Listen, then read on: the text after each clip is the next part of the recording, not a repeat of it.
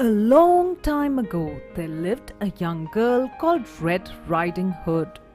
One day, little Red Riding Hood's mum asked her to take some cakes to her granny who was ill. So she put on her cloak, packed up a basket and skipped through the woods to Granny's house. Little Red Riding Hood hadn't gone far when she met the woodcutter. He asked her where she was going. "I'm going to take these cakes to my grandma's house." "That's very kind of you, but be careful," warned the woodcutter. "There's a wicked old wolf in these woods and he's always hungry." Little Red Riding Hood bravely skipped on a bit faster. Behind a tree, the wicked wolf watched her. He was feeling rather hungry. He would have liked to have gobbled up Little Red Riding Hood there and then, but he could hear the woodcutter nearby, so he thought better of it.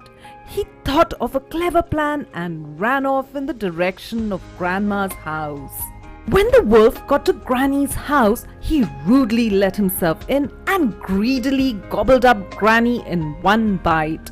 Then he squeezed his fat body into Granny's nightgown, put on her nightcap and glasses, and climbed into bed. A short time later, Little Red Riding Hood arrived at Granny's house. Granny didn't look like herself at all. "What big eyes you have," said Little Red Riding Hood. "All the better to see you with, my dear," said the wolf. "But what big ears you have." "All the better to hear you with," said the wolf. "Granny, what big teeth you have." "All the better to eat you with," said the wolf with a wicked laugh. He jumped out of bed and began to chase a very frightened Little Red Riding Hood. She screamed very loudly.